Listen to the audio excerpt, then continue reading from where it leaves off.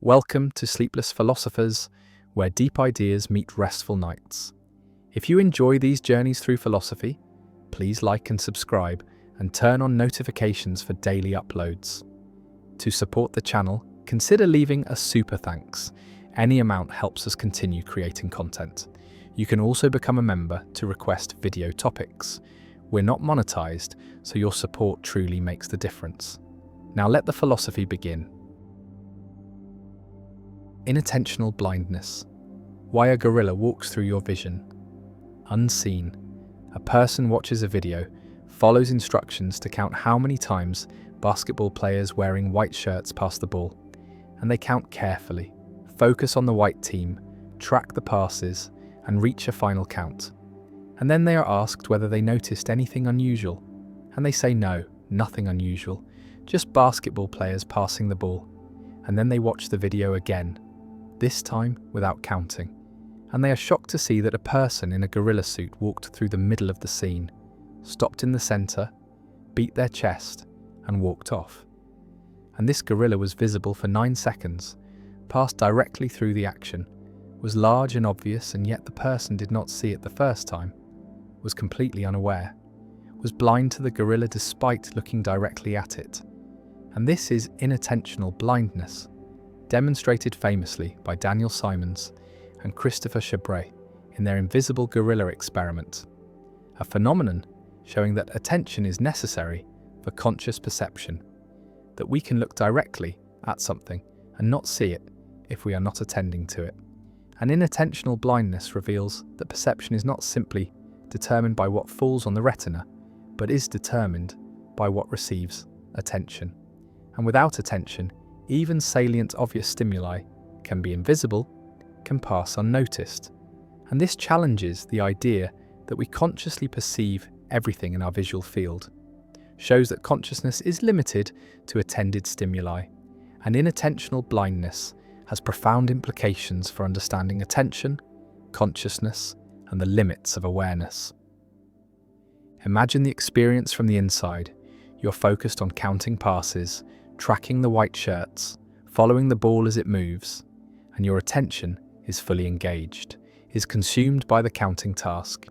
And the gorilla walks through, but you do not notice it. It does not register, does not enter consciousness.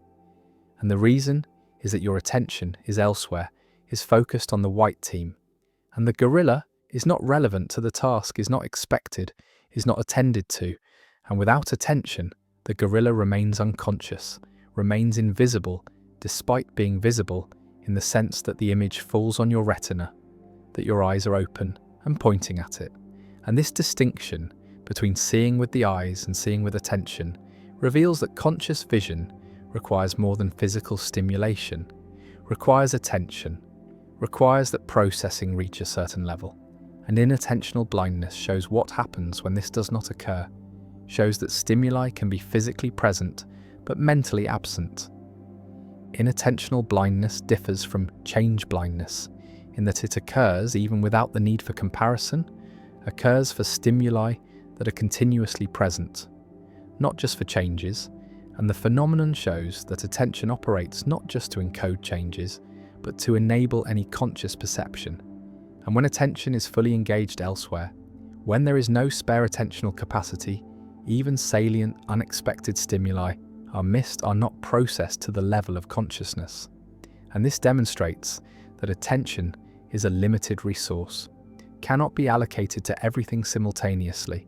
And when fully allocated to one task, nothing else reaches awareness, and the gorilla illustrates this dramatically, is an unexpected, salient stimulus that should capture attention, that would capture attention under normal circumstances. But when attention is fully engaged in counting passes, the gorilla is filtered out, is processed pre-consciously, but does not reach awareness. Visualize attention as a gate, and stimuli must pass through the gate to reach consciousness, and the gate is narrow, allows only a limited number of stimuli through, and when the gate is occupied by task-relevant stimuli, by the white-shirted players and the ball, irrelevant stimuli like the gorilla are blocked, are filtered out, and processing of the gorilla stops at an early stage, extracts basic features, but does not construct a conscious representation, and the gorilla remains invisible. And this gating model explains inattentional blindness, explains why stimuli that are physically present can be perceptually absent, because consciousness requires passing through the attentional gate, and only attended stimuli pass through. Inattentional blindness has practical implications for understanding accidents, for recognizing that drivers can look directly at pedestrians or other vehicles and not see them if attention is focused elsewhere. And looking is not the same as seeing. Vision requires attention, and when attention is engaged with navigation or conversation or phone use, stimuli outside the focus of attention can be missed, and this contributes to accidents, to collisions that seem inexplicable because the driver was looking, had clear sight lines, but did not see, did not notice the hazard. And understanding inattentional blindness is crucial for improving road safety, for recognizing the limits of human perception, and for designing systems that account for these limits. The phenomenon also has implications for understanding consciousness, for debates about whether consciousness requires attention, whether you can be conscious of unattended stimuli, and inattentional blindness suggests that consciousness requires attention, that unattended stimuli are not conscious, are processed unconsciously, and consciousness is limited to the small set of attended stimuli. And this supports the view that consciousness is sparse, is not the rich field of awareness we subjectively experience, but is a narrow spotlight that illuminates only what attention selects. And the subjective richness is an illusion, is created by the fact that attention moves rapidly, samples different regions, and wherever it lands, detail emerges. And we confuse this serial sampling with parallel richness, assume that because detail is available everywhere, it must be present everywhere. But inattentional blindness shows this is false, shows that unattended regions are not conscious, are invisible, even when physically visible. One response to inattentional blindness argues that some stimuli do capture attention automatically, do break through even when attention is engaged elsewhere, and highly salient or biologically significant stimuli like your own name or threatening faces or sudden loud noises capture attention, override current focus, and enter awareness. And this suggests that inattentional blindness is not absolute, is not a complete gate that blocks all unattended stimuli, but is a selective filter that allows some stimuli through based on salience and relevance. And the gorilla, while salient, is not personally relevant, not threatening, not expected, and so does not capture attention, does not override the counting task. And this response preserves some role for stimulus-driven attention, while acknowledging that inattentional blindness demonstrates the dominance of goal-directed attention. Another implication concerns legal contexts, concerns eyewitness testimony, and the reliability of visual reports. Because if people can miss large obvious stimuli like gorillas when attention is engaged elsewhere, then eyewitnesses can miss critical details of crimes, can fail to notice perpetrators or weapons or actions even when looking directly at the scene. And this challenges the assumption that eyewitnesses see everything, that memory failures are due to forgetting rather than to never encoding.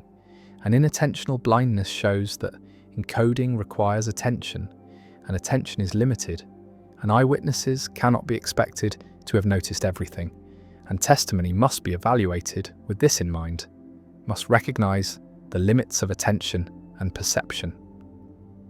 The gorilla walks through the frame, visible and obvious, and yet unseen, unnoticed, invisible, due to inattention, due to the focus on counting passes, and the phenomenon reveals that consciousness requires attention, that seeing requires more than physical stimulation, requires cognitive engagement, requires processing resources that are limited, and when fully allocated elsewhere, nothing else reaches awareness, and the gorilla remains hidden.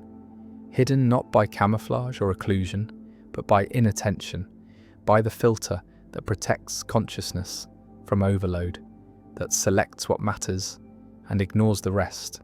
And inattentional blindness endures as one of the most striking demonstrations in psychology, a phenomenon that challenges naive assumptions about perception, that shows the limits of awareness, that reveals consciousness as sparse and selective, and the gorilla continues to walk unseen through countless viewings, invisible to half the viewers, shocking to those who missed it, and the phenomenon persists, demonstrating that attention is the gateway to consciousness, and without attention, even gorillas are invisible.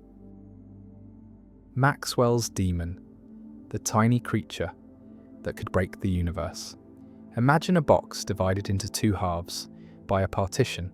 The partition has a small door, operated by a tiny intelligent being, a demon as physicist James Clerk Maxwell called it in 1867, and the box contains gas molecules bouncing around randomly, some moving fast and some moving slow.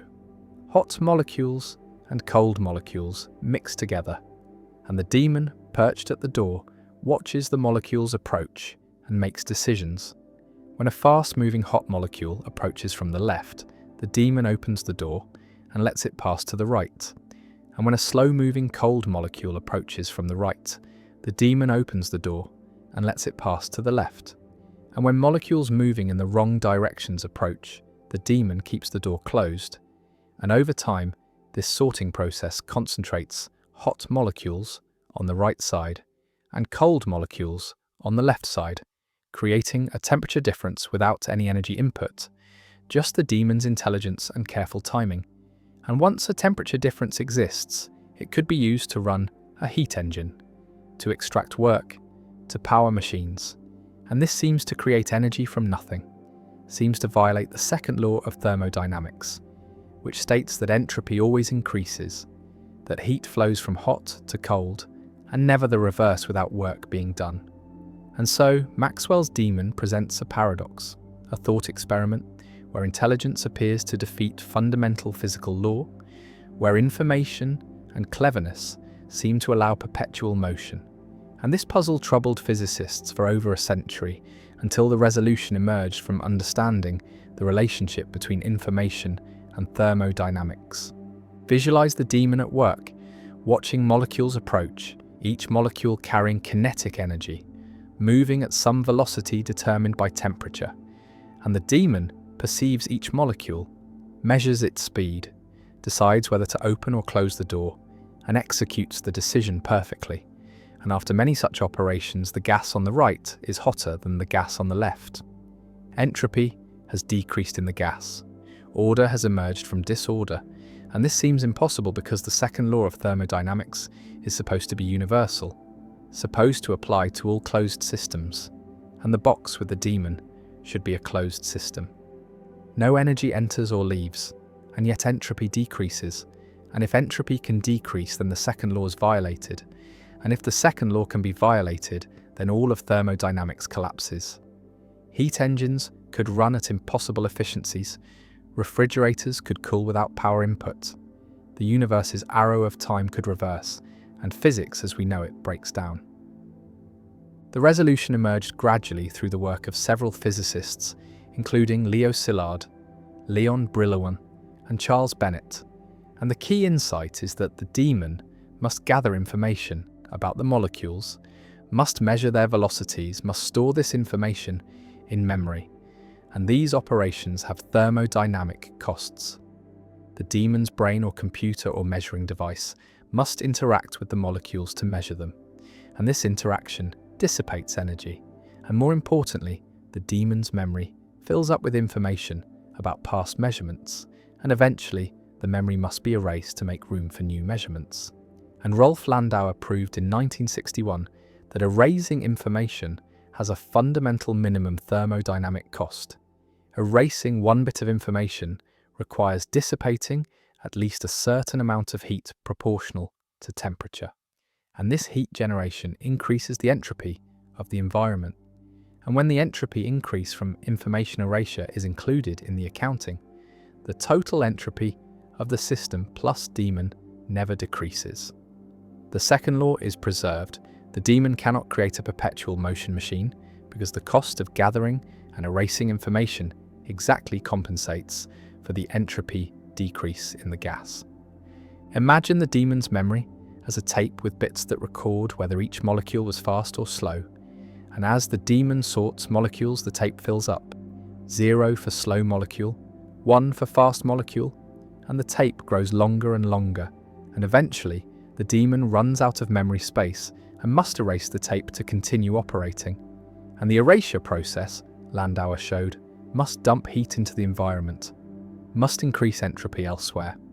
And the entropy increase from erasure is at least as large as the entropy decrease from sorting, and so the net change in entropy is 0 or positive, never negative.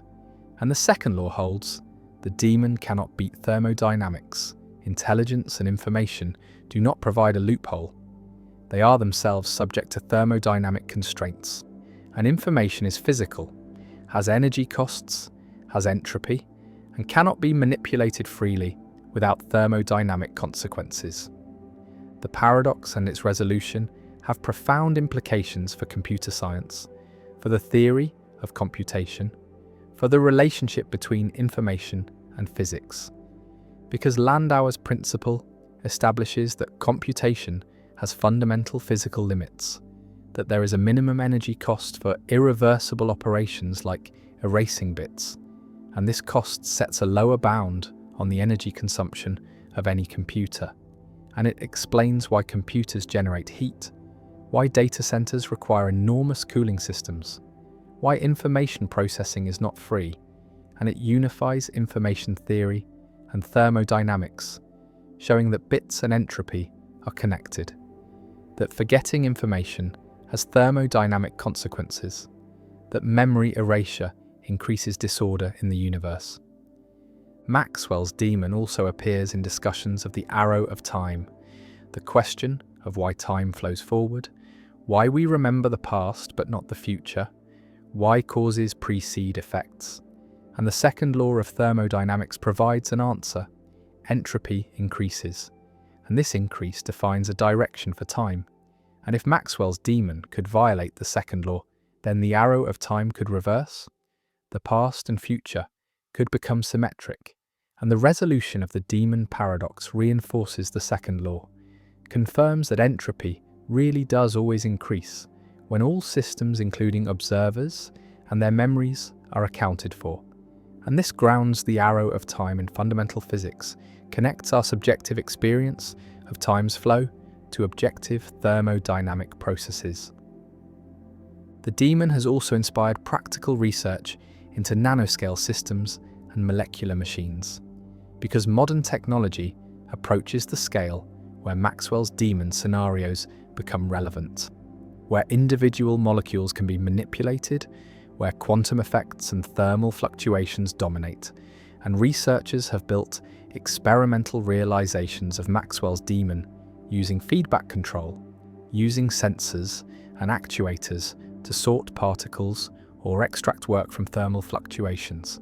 And these experiments confirm Landauer's principle, confirm that information processing has thermodynamic costs, and they explore the limits of miniaturization, the minimum size and energy consumption of computers, and the ultimate efficiency of engines and refrigerators. The tiny daemon sits at the door, watching molecules, sorting them, concentrating energy, and for a moment it seems to defeat the second law, seems to create order from chaos. But the illusion fades when the full system is considered, when the daemon's memory and the information it gathers are included, when the cost of erasure is accounted for, and the second law stands, unbroken, universal, and the daemon, far from being a threat to thermodynamics, becomes a tool for understanding it. A thought experiment that revealed deep connections between information and entropy, between computation and physics, between what we know and what we can do, and Maxwell's daemon endures, not as a paradox, but as a solved problem with profound implications, a puzzle that took over a century to fully resolve, and a reminder that even the most abstract thought experiments can illuminate fundamental truths about the physical world, about the nature of information, about the limits of what is possible, and about the deep unity between different branches of physics, between thermodynamics and information theory. between entropy and knowledge, and the demon remains, a fixture in physics pedagogy, a symbol of the power of thought experiments, and a monument to the principle that information is physical, that knowledge has costs, and that nothing, not even intelligence, escapes the iron laws of thermodynamics. Moore's paradox. The philosopher G. E. Moore identified a peculiar class of statements that seem absurd or irrational to assert, even though they may be true. And these statements take the form, "It is raining, but I do not believe it is raining," or "I believe it is raining, but it is not raining." And these statements, while not logical contradictions, strike us as deeply strange, as something no rational person would say.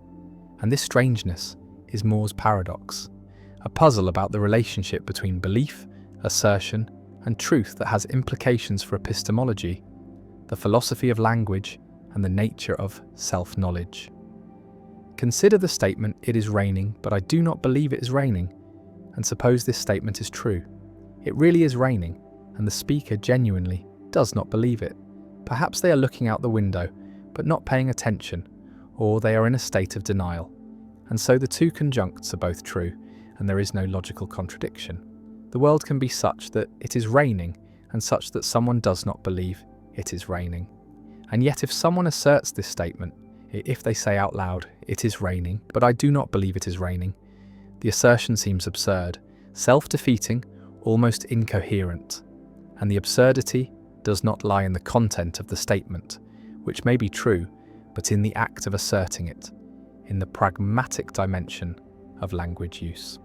The paradox arises because assertion carries an implicit commitment to belief. When someone asserts that P they normally implicate, even if they do not explicitly state that they believe P, that they take P to be true.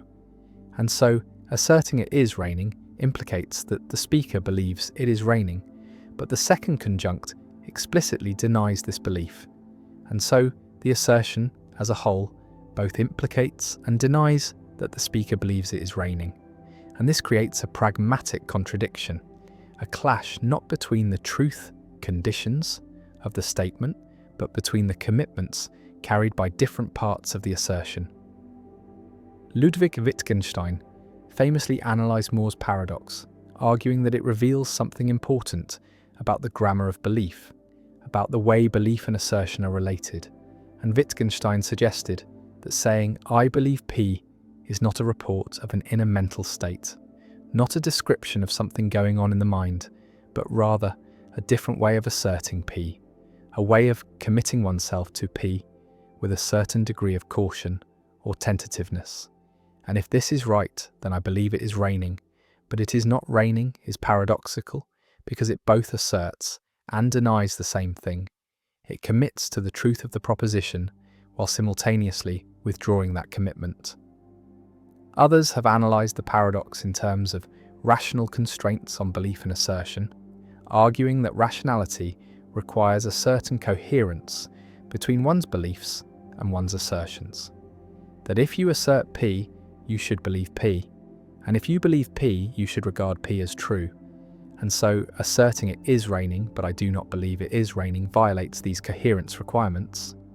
It displays a kind of epistemic irrationality, a failure to properly integrate one's assertions with one's beliefs, even if the statement itself is not logically contradictory. The paradox also has a dual form involving belief rather than assertion. Consider the statement, "I believe it is raining, but it is not raining." And again, this may be true. Someone can believe something false, but believing this conjunction seems irrational, because if you believe the first conjunct, that you believe it is raining, and you also believe the second conjunct, that it is not raining, then you are aware that one of your beliefs is false, yet you continue to hold both beliefs. And this seems like a paradigm case of irrationality, holding contradictory beliefs while being fully aware of the contradiction. The more paradoxical statements reveal a kind of blindness that rational agents have about their own beliefs. You cannot rationally believe I believe P, but not P, even though this statement may be true, because believing it requires simultaneously believing P. Since you believe that you believe P and beliefs about your own beliefs are generally reliable, and believing not P, which is the second conjunct, and so you end up believing both P and not P, which is a straightforward contradiction. And so the more paradoxical belief collapses into an ordinary contradiction when believed, even though it is not a contradiction when merely entertained or stated by someone else. The paradox connects to issues about self-knowledge and the transparency of belief, the idea that we have a special kind of access to our own mental states, that we know what we believe in a way that is different from how we know what others believe. And Moore's paradox suggests that this access is not merely causal or empirical, but involves a kind of rational or conceptual connection, that there are norms governing the relationship between belief and self-ascription of belief, norms that make certain combinations of beliefs irrational even when they are not logically contradictory. The paradox also appears in contexts involving other propositional attitudes. There are more paradoxical statements involving knowledge, such as P is true, but I do not know it, which seem strange to assert even though they may be true. There are billions of truths that any given person does not know, and there are versions involving desire, intention, and other mental states, each revealing similar tensions between the attitude and the self-ascription of that attitude. Some philosophers have argued that Moore's paradox reveals the limits of a purely truth-conditional semantics, the view that the meaning of a sentence is fully captured by its truth conditions, by the conditions under which it is true or false. Because more paradoxical sentences have clear truth conditions, they are true when both conjuncts are true, and yet they are assertorically defective. They cannot be rationally asserted, and this suggests that meaning involves more than truth conditions, that it includes pragmatic dimensions, norms of assertion, and the commitments that speakers undertake when they use language. Others have explored formal models of Moore's paradox using epistemic logic and doxastic logic, systems that formalize reasoning about knowledge and belief. And these formal models can represent the structure of more paradoxical statements and prove that they are not logically contradictory, while also showing why they lead to incoherence when believed or asserted. And this formal work has illuminated the structure of the paradox and connected it to other puzzles in epistemic logic, such as the knowability paradox and the surprise examination paradox. Moore's paradox remains a touchstone in philosophy of mind and language, a simple puzzle that continues to generate insights about the nature of belief, the norms of assertion, the structure of self-knowledge, and the relationship between logic and rationality.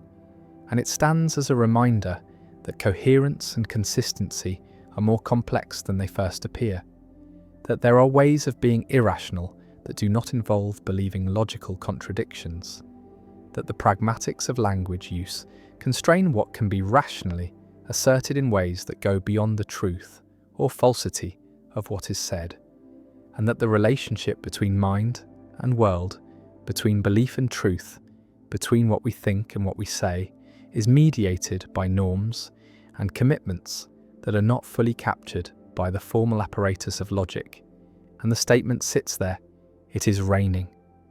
But I do not believe it is raining. True perhaps, yet absurd, unsayable, a combination of words that no rational speaker would utter. And the paradox persists, a permanent fixture in the landscape of philosophy, a puzzle that illuminates the boundaries of rational thought, the limits of self-knowledge, and the strange logic that governs the relationship between belief and assertion, between what we think and what we can coherently say about what we think. Olbers's paradox: why the night sky is dark when it should blaze with light. Look up at the night sky and you see darkness, scattered stars against a black background, empty space between the points of light. And this seems natural, seems obvious. The sky's dark because there are not many stars, because most of space is empty. But in an infinite, eternal universe filled with stars, this darkness becomes paradoxical, becomes something that should not exist. And this is Olbers' paradox, named after German astronomer Heinrich Wilhelm Olbers, who discussed it in 1823, though the puzzle was recognized earlier by others, including Johannes Kepler and Edmund Halley. And the paradox asks why the night sky is dark, when simple reasoning suggests it should be blazing bright as the surface of the sun in every direction. The argument proceeds as follows. If the universe is infinite in spatial extent and has existed forever, and if stars are distributed roughly uniformly throughout this infinite space, then every line of sight from Earth, extended far enough, must eventually intersect the surface of a star, because in an infinite universe, with infinite stars, every direction contains a star somewhere along that sight line, perhaps nearby or perhaps trillions of light years away, but somewhere, and so the entire sky should be covered with stellar surfaces, should glow with the brightness of a star, and there should be no dark spaces, no black background, only light, and yet we see darkness. We see mostly empty space with occasional bright stars, and this contradiction is Olbers' paradox. Visualize the reasoning more carefully. Imagine dividing the universe into concentric shells around Earth, like layers of an onion, each shell at a different distance, and count how many stars are in each shell. A shell at distance r has volume proportional to r squared times the shell thickness, because the surface area of a sphere grows as r squared, and if stars are uniformly distributed, then the number of stars in the shell is proportional to r squared. But the brightness of each individual star falls off as 1 over r squared due to the inverse square law of light. Light spreads out as it travels, and so the total brightness contributed by all stars in a given shell is the number of stars times the brightness per star, which is r squared times 1 over r squared, and these factors cancel, and each shell contributes the same total brightness regardless of distance. And since there are infinitely many shells in an infinite universe, the total brightness is infinite, and the sky should be infinitely bright. And even if we account for stars blocking each other, eventually every sight line intersects a star, and the sky should glow uniformly with the brightness of stellar surfaces. The resolution of Olbers' paradox involves recognizing that the universe is not infinite and eternal in the way the paradox assumes.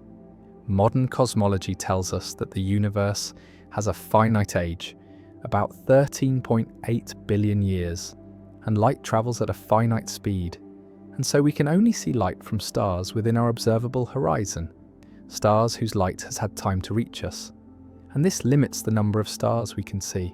And more importantly, the universe is expanding, and distant stars are receding from us, and their light is redshifted, stretched to longer wavelengths and lower energies by the expansion of space. And this redshift dims distant starlight. And for sufficiently distant stars, the redshift is so extreme that their light is shifted into the infrared or radio spectrum, invisible to our eyes. And the combination of finite age and cosmological expansion means that only a finite amount of starlight reaches us, and the night sky is dark. Not because stars are sparse, but because the universe has not existed long enough for light from all stars to reach us, and because expansion dims the light from distant sources. Another factor is the finite lifetime of stars. Stars are not eternal. They form, they shine for millions or billions of years, and they die. And in a finite age universe, not all regions have had time to form stars, and not all stars have been shining throughout cosmic history, and so the background radiation from stars is further reduced. And these factors combine to ensure that the night sky is dark despite the vast number of stars in the universe. The paradox also touches on thermodynamics and equilibrium, because if the universe were infinite, eternal, and static, with stars distributed uniformly, then eventually the radiation from all these stars would fill space uniformly. Space would reach thermal equilibrium with stellar surfaces, and everything would be at the same temperature as the surface of a star, about 6,000 degrees Kelvin, and Earth would be vaporized, life would be impossible, and the darkness of the night sky is evidence that the universe is not in thermal equilibrium, is not static and eternal, but is instead dynamic, expanding, and young. Olbers's paradox played a role in the development of modern cosmology. It was one piece of evidence that the universe cannot be static and eternal, that something must be different about the large-scale structure of space and time. And when Edwin Hubble discovered in the 1920s that the universe is expanding, that distant galaxies are receding from us, this provided a natural resolution to Olbers' paradox. The expansion redshifts and dims distant light, preventing the accumulation of infinite brightness, and the finite age of the universe, confirmed by observations of the cosmic microwave background and the distribution of galaxies, completes the resolution, ensuring that we see only a finite amount of cosmic history, only the light from stars within our past light cone. The paradox also has poetic resonance. It asks why there is darkness, why night exists, why space is not filled with light. And the answer is that darkness is a consequence of time and change, of the universe having a beginning, of stars being born and dying, of space expanding and carrying light away. And darkness becomes not an absence, but a presence, not a void, but a canvas. Evidence of cosmic history, evidence of the dynamic evolving universe we inhabit. And the dark night sky, far from being empty or boring, is rich with information. Tells us about the finite age of the cosmos, about the expansion of space, about the distribution and evolution of stars and galaxies. And Olbers' paradox, resolved but not forgotten, remains a reminder that even simple observations, like the darkness of night, can contain profound mysteries, can require deep theories to explain, and can reveal fundamental truths about the nature of the universe. The stars shine against the darkness, scattered lights in an empty sky, and the darkness itself is meaningful, is informative, is the signature of a finite age expanding universe. And Olbers' paradox, resolved by modern cosmology, endures as a teaching tool, as an illustration of how seemingly simple questions can have complex answers, and as a monument to the human capacity to wonder about the ordinary, to see puzzles where others see only the familiar, and to pursue those puzzles until the universe reveals its secrets. Russell's paradox. In the year 1901, a young mathematician named Bertrand Russell discovered a contradiction so profound that it shattered the foundations of mathematics and forced an entire generation of logicians to rebuild their discipline from the ground up. And this contradiction became known as Russell's paradox, a simple question about sets that revealed a fatal flaw in the way mathematicians understood collections and categories.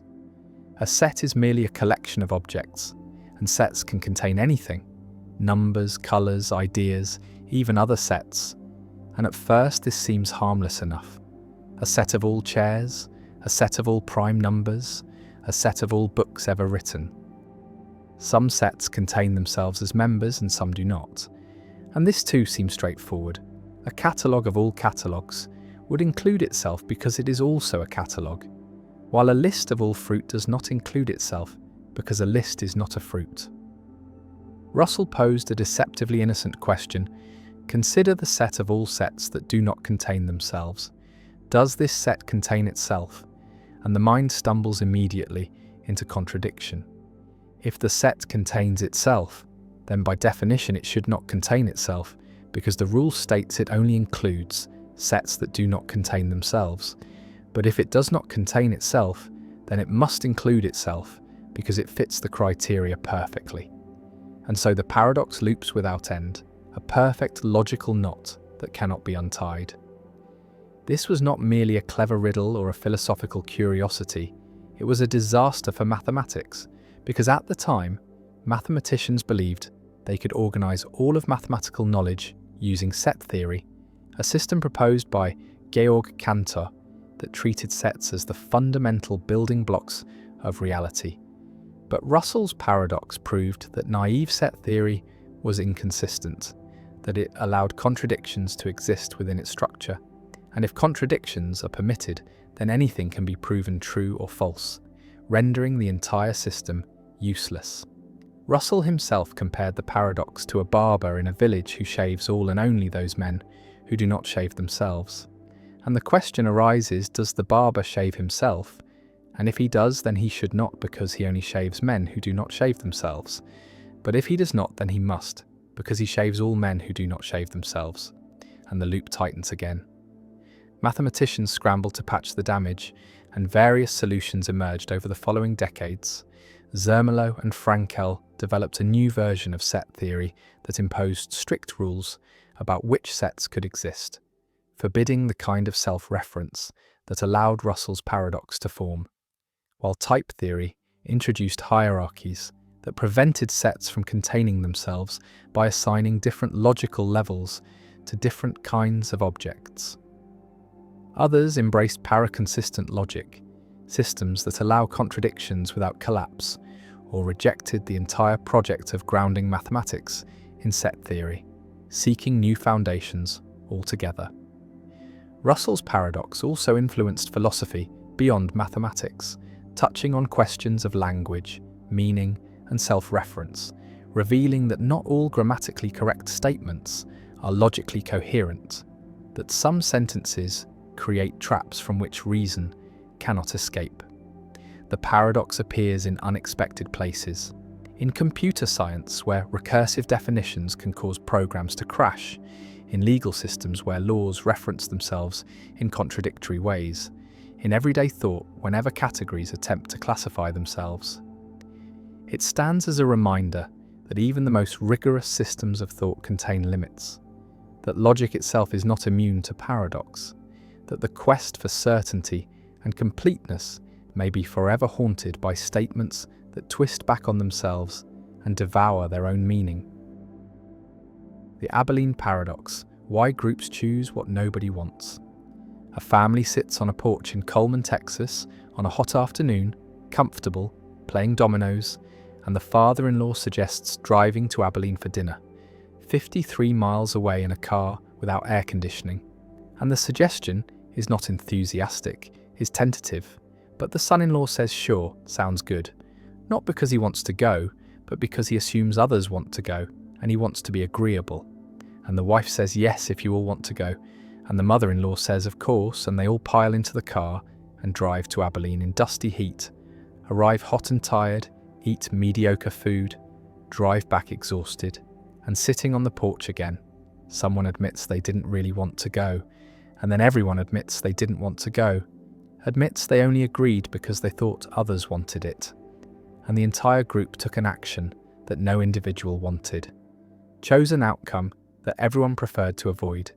And this is the Abilene Paradox, described by management professor Jerry Harvey, a phenomenon where groups make decisions that contradict the preferences of all members, where collective action diverges from individual preferences, not through majority rule or compromise, but through misperception, through failure to communicate, through assumptions about what others want. And the paradox reveals that agreement is not always consensus, that unanimous decisions can be unwanted by everyone. And the Abilene Paradox shows a different kind of collective irrationality from Condorcet cycles or voting paradoxes. Shows irrationality that arises from social dynamics, from conformity pressure, from reluctance to dissent.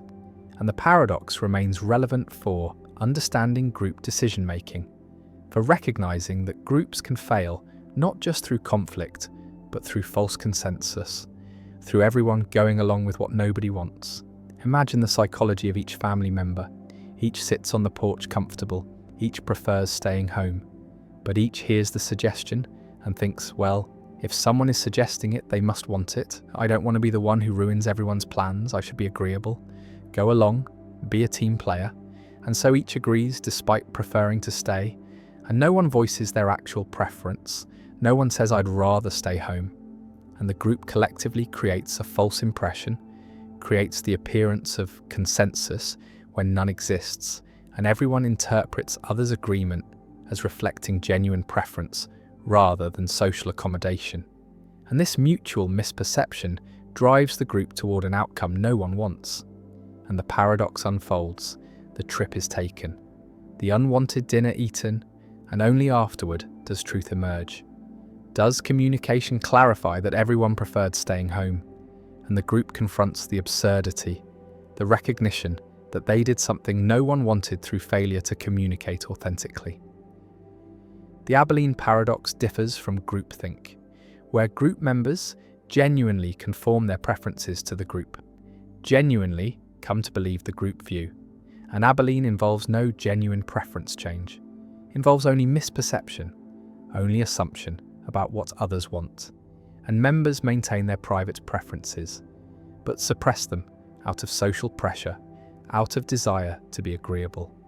And this suppression is the source of the paradox, creates the gap between public agreement and private preference, and the gap allows groups to pursue actions that everyone opposes. And breaking the paradox requires someone to voice dissent, to say, actually, I'd prefer not to go. And this dissent can reveal that others feel the same, can break the false consensus, but dissent is risky, is socially uncomfortable, requires challenging what appears to be group preference. And most people avoid this, prefer to go along, and the paradox persists. Visualize the Abilene paradox as a coordination failure, where the optimal outcome requires everyone to reveal their true preferences, requires honest communication, but social norms and psychological tendencies prevent this, create pressure toward agreement, toward accommodation, toward not rocking the boat. And these pressures are strongest when relationships matter, when group harmony is valued, when dissent risks social costs and family dinners and work teams and community groups all face Abilene risks. All can make decisions that no one wants, through false consensus, through failure to communicate authentically.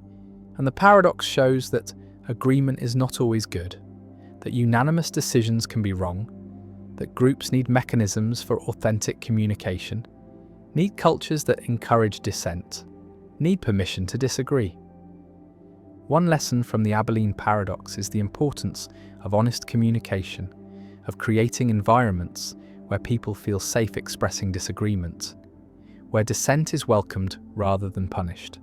And organizations that suffer repeated Abilene paradoxes often have cultures of false harmony, have norms that discourage challenging proposals, have leaders who interpret dissent as disloyalty, and these cultures create conditions for Abilene, create pressure toward agreement, and preventing the paradox requires changing culture, requires valuing truth over harmony, requires encouraging people to voice concerns.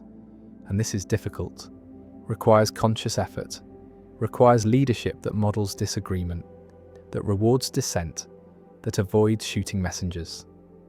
Another lesson is about decision-making procedures, about how groups can avoid Abilene through structured processes, through anonymous voting, through devil's advocate roles, through explicit checking for consensus, through asking not just who agrees, but who disagrees and why. And these procedures create space for dissent, create permission to voice opposition, and reduce pressure toward false consensus. And effective groups use these procedures systematically, build them into decision-making, recognize that surface agreement may hide opposition, and these procedures are especially important for high-stakes decisions, for commitments that are costly to reverse. And the trip to Abilene is costly, is unpleasant for everyone, and could have been avoided with better communication. The Abilene paradox also appears in organizational settings, in corporations where teams pursue strategies that no one really supports, in committees that adopt policies no member wants, in groups that invest in projects everyone privately doubts. And these organizational Abilenes are costly, waste resources, damage morale, produce outcomes that serve no one's interests. And preventing them requires organizational awareness, requires training people to recognize Abilene dynamics, requires creating cultures where speaking up is safe, where dissent is valued, and many organizations fail at this. Have cultures of deference, have hierarchies, where subordinates agree with superiors even when privately opposed. And these cultures are Abilene-prone, create repeated paradoxes, and organizational effectiveness requires breaking these patterns. Some argue that the Abilene paradox is overstated, that genuine cases are rare, that most group decisions reflect genuine preferences of at least some members, and while everyone agreeing despite everyone opposing is uncommon, partial Abilene is more common, where some members oppose but remain silent, and the group pursues a course that a vocal minority supports while a silent majority opposes, and this partial Abilene is still problematic, still produces suboptimal outcomes, and preventing it still requires encouraging dissent, requires creating safety for opposition.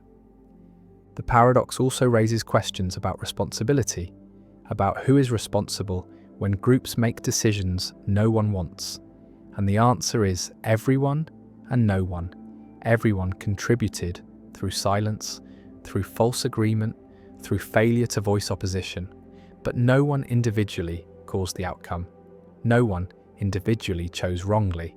Each made a reasonable social decision to accommodate perceived group preferences.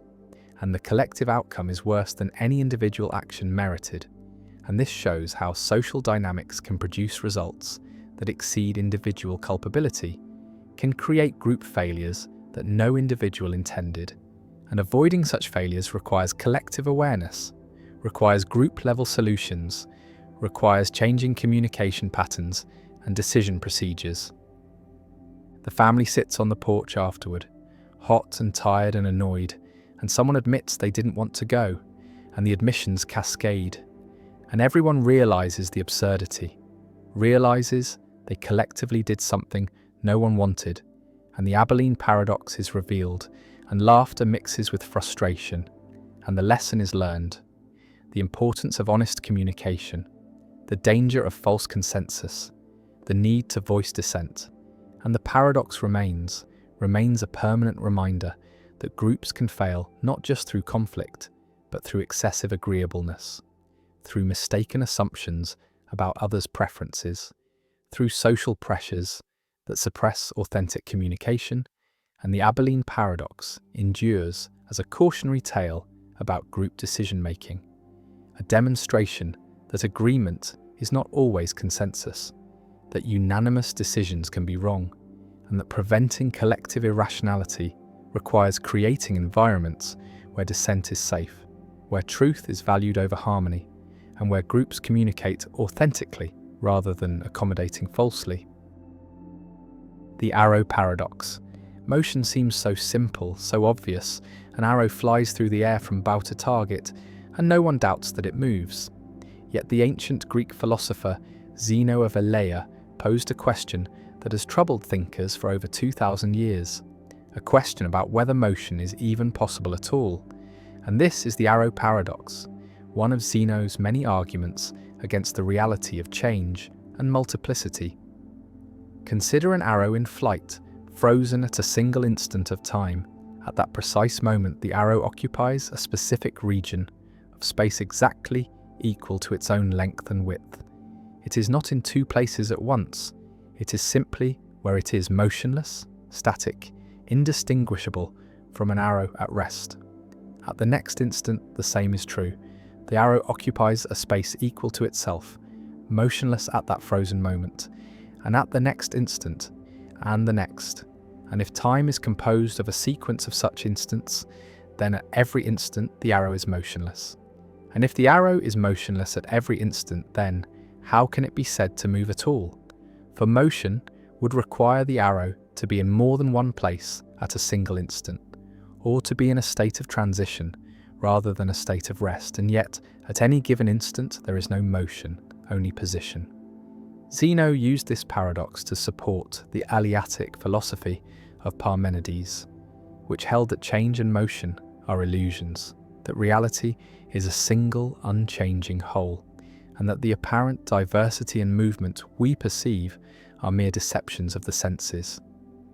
The arrow paradox strikes at the very concept of instantaneous velocity, the idea that an object has a speed at a single moment in time, and Aristotle attempted to refute Zeno by arguing that time is not composed of indivisible instants, but is continuous, that motion is not a series of static positions, but a process that unfolds over intervals, and that the paradox arises only if we mistakenly treat time as a collection of frozen moments, rather than a flowing continuum. Modern physics offers a different resolution through calculus, where velocity is defined as the derivative of position with respect to time, a limit that describes how position changes as the time interval approaches zero. And in this framework, instantaneous velocity is a well-defined concept. The arrow does have a speed at each moment, even though speed is not a property that can be observed in a single instant, but only inferred from the relationship between position and time. Yet some philosophers argue that the arrow paradox still points to something genuine and unresolved, a mystery about how the static and the dynamic relate, how a series of stillnesses can add up to motion, how being in a place can somehow become moving between places. Quantum mechanics adds another layer to the puzzle, because at the subatomic level, particles do not have definite positions and velocities simultaneously. The Heisenberg uncertainty principle states that the more precisely we know a particle's position, the less precisely we can know its momentum. And in some sense, the arrow paradox prefigures this strange quantum behavior, the idea that motion and position are not entirely compatible descriptions of reality. The paradox also connects to debates about the nature of time itself, whether time is discrete or continuous, whether it flows or is an illusion, whether the present moment is all that exists or whether past and future are equally real, and whether change is fundamental or derivative. Zeno's arrow hangs suspended in thought, motionless at every instant, yet undeniably in flight, a puzzle that refuses to vanish despite millennia of analysis, a reminder that even the most basic experiences, the flight of an arrow, the passing of time, the reality of motion, rest on assumptions that can be questioned, that beneath the surface of the obvious lies a tangle of conceptual difficulties that no amount of mathematics or physics has entirely smoothed away, and the arrow flies still, or perhaps it never moved at all, frozen forever in the paradox that bears its name. The Bell spaceship paradox. When two rockets pull a string apart, two identical spaceships float in space, separated by some distance, let us say 1 kilometer measured in their initial rest frame, and a thin thread connects the two ships, stretched taut but not under tension, and now both ships fire their rockets simultaneously, both accelerating at exactly the same rate, both reaching the same velocity at the same time as measured in the original rest frame. And the question arises, what happens to the thread? Does it break or does it remain intact? And the paradox is that two different lines of reasoning seem to give opposite answers. One argument says the thread remains intact because both ships accelerate identically and maintain constant separation in the original rest frame, while another argument says the thread must break because of length contraction, and this is Bell's spaceship paradox, proposed by physicist John Stuart Bell to clarify misconceptions about special relativity and the nature of length contraction. Consider the first argument. In the original rest frame, both ships start 1 kilometer apart, and both ships accelerate at the same rate, their velocities remaining equal at all times, and so the distance between them, as measured in the original rest frame, remains 1 kilometer throughout the acceleration. The ships maintain constant separation as measured by rulers at rest in the original frame, and the thread, stretched between the ships, also spans 1 kilometer in this frame. And if the separation does not change, then why would the thread break? It experiences no increased tension, no stretching, and so the thread should remain intact. And this reasoning seems compelling, seems to follow directly from the symmetry of the situation. But now consider the second argument, from the perspective of someone accelerating with the ships, someone in the instantaneous rest frame of the spaceships at any given moment. And in this frame, the distance between the ships is undergoing length contraction relative to the original frame. The proper distance between the ships, the distance measured by a ruler moving with the ships, is greater than 1 kilometer, and growing, because the ships are maintaining constant coordinate separation in the original frame, while length contraction says that moving objects are contracted, And so to maintain constant coordinate separation in the original frame, the proper separation must increase, must stretch, and the thread, a physical object with a rest length, cannot stretch indefinitely without breaking, and so the thread must snap as the proper distance between the ships increases beyond the thread's breaking point. Bell's answer, and the correct answer according to relativity, is that the thread breaks. The second argument is correct, and the error in the first argument is subtle. It confuses coordinate distance in the original rest frame with proper distance measured by moving rulers. And length contraction does not mean that objects physically shrink in their own rest frame. It means that the relationship between coordinate distance in one frame and proper distance in another frame involves a contraction factor, and when two ships maintain constant coordinate separation in the original frame while accelerating, they are actually increasing their proper separation, the distance measured by rulers that move with them, and the thread stretched between the ships experiences this increasing proper separation as tension, and eventually the tension exceeds the thread's strength and it breaks. Imagine the situation more concretely. Place a series of markers at rest in the original frame, spaced 1 meter apart, stretching from the first ship to the second ship, and initially there are 1,000 markers spanning the 1 kilometer between the ships. And now the ships accelerate, and at any given instant in the original frame, the ships remain at the same markers they started at. The distance between them measured by these markers remains 1,000 meters, but from the perspective of the moving ships, the markers are getting closer together, are contracting, because the markers are in motion relative to the ships, and so the ships see more and more markers passing between them. The number of markers spanning the gap increases, and this means the proper distance between the ships is increasing, and the thread, which has a fixed rest length, cannot span this increasing proper distance, and it breaks. The paradox reveals a common misconception about special relativity, the idea that if two objects start with a certain separation and undergo identical accelerations, then they must maintain the same separation. But this is false.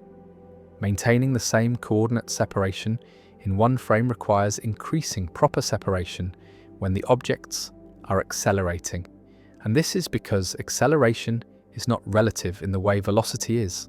Accelerating objects experience forces, have proper accelerations that can be measured by accelerometers on board, and two spaceships with identical proper accelerations do not maintain constant proper separation. They drift apart in their own instantaneous rest frames.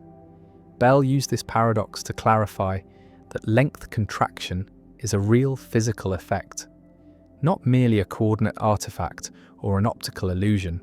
The thread really breaks.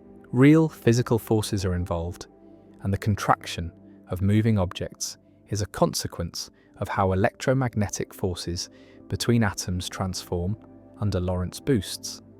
And these forces are what hold matter together, what give objects their rigidity, and when objects accelerate, the forces adjust.